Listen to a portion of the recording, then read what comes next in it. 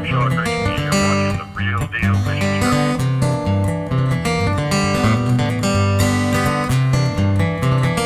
As an angler, I mean, to find the spot on the spot, that's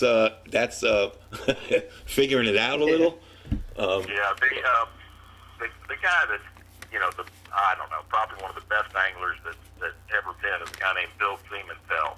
Mm-hmm. And he's from out in California. He's a big bass expert. He designed the BBZ for Spro. He's just one of these super intelligent, incredible anglers. And if you Google him or look him up, and he'll be glad to come on your show and do a talk. Probably the most intelligent angler that I've ever been around. Mm-hmm. And he's the one that basically started that spot on spot to where you figure out a spot, but then there's something special about this little detail that you learn, and it just changes everything. And so that's pretty much the deal. They'll on any given point or any given place that you go, here, this is I'm gonna catch them here. Okay. There's something special there that they like, something really special, and that's what you locate. When you locate that, you just slam them. And Bill's the best I've ever seen at it, and he's probably one of the best structure and analytical anglers I've ever been around. Now he wrote a book, and that is part of the chapter. Spot on spot deal is part of his book, and I highly recommend, if you all want to have some fun, is look it up. And I apologize. I actually have the book here somewhere, but I apologize that I cannot recall right off the top of my head the name of it. But it's Bill Seamanfeld, and he's from California, and he's just an incredible angler. Cool. If you could bring only one, if somebody sat on the shoreline and said, sure, you could only bring one lure out there with you when you go fishing, what lure would that be? Wow. I mean, there's so many really good ones.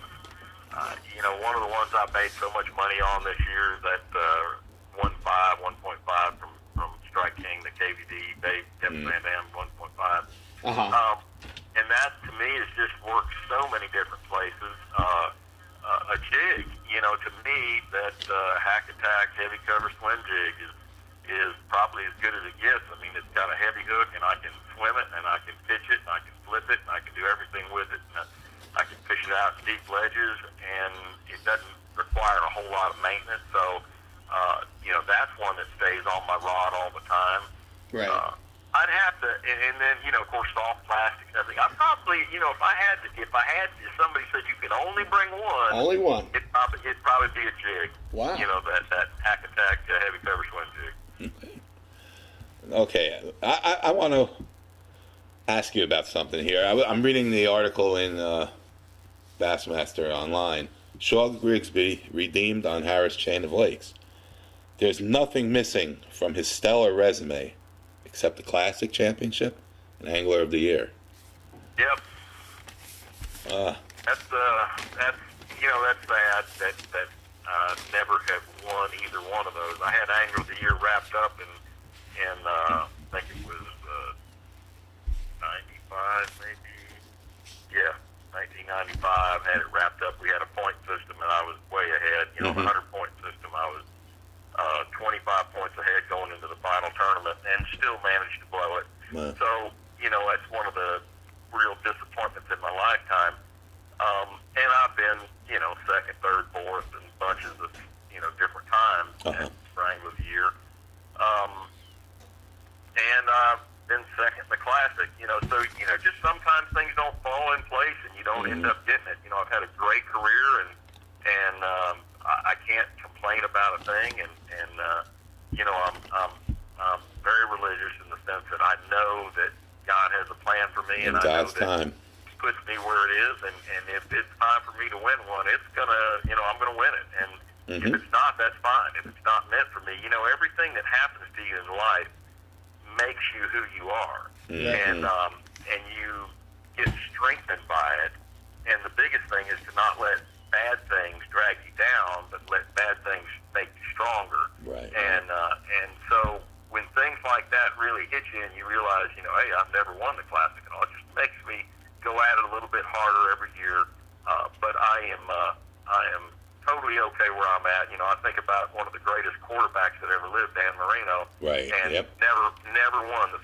That's right. ever. That is and true. Yet he's one of the greatest to ever live. So, And a great guy.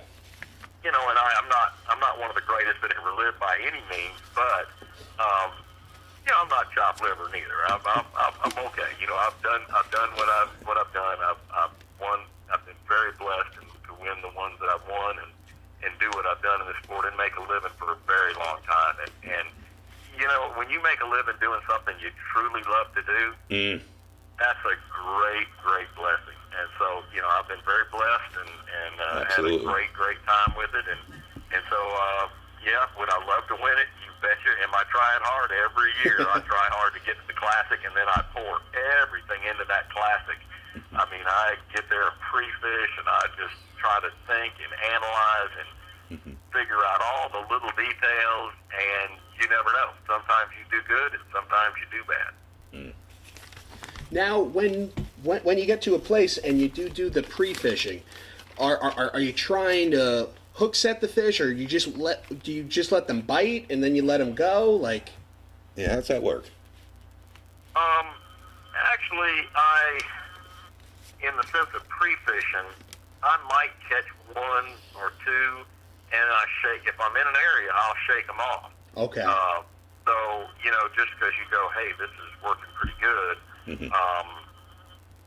you know, so that's kind of the way I do it. You shake them off. You know, I just kind of work through an area. Then you get to a point where when you get one bite in an area, you're willing to catch it.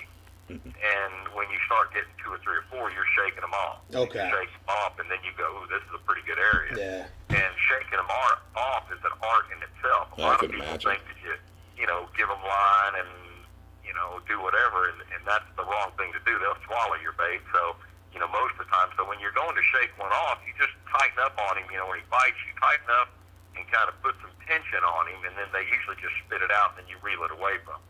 And so that's a tough one to learn, to get him to spit it out and not hook him. You know, that's a big thing. Sure, I want to ask you. I was looking at some of your stats as far as you like the Harris Chain of Lakes, don't you?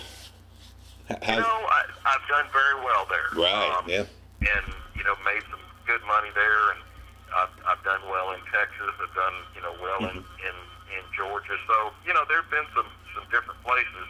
I've actually, you know, done some decent finishes up north in Thousand Islands too. But I truly like Florida fishing, and I actually, if you had to choose one, I'd probably prefer Toho anytime over Harris Chain. Oh, okay. Okay. Got to put that down on our map here to hit it. I wanted to ask you, this season I was flipping through the channels and I caught Major League Bass Fishing, and I saw that you were on that. I wanted to ask you, what is your take on that format? That's the best ever. Yeah. I've never been in a situation where it's been more. Where you've just been more keyed up in trying to, you know, catch fish. It's every fish counts. Every single one. So it's not like you get 5 and then you cull and you're going, okay, phew, I got 5, I'm good to go. Well, you know, in this situation, if you could catch 50 or 100, all of them count. So every one of them. And you know what other anglers have. So it's like a golf match where, you know, the guy comes up to the hole and he looks up there on the scoreboard and he goes, okay, I'm 2 strokes down, or I'm pulling in here at 18 and I'm 2 strokes down. I got to go straight for it, you know. So you know what you're doing. You know exactly where you're positioned. You know what you need to do to get in the cut. You know what you need to do to be first and get into the final round. And it's so intense. It's amazing. And so to me, I've never been in a more exciting fishing tournament ever. And that's awesome. So, you know, it's awesome. That's all I can say. Awesome. It's a complete chaos in fishing, and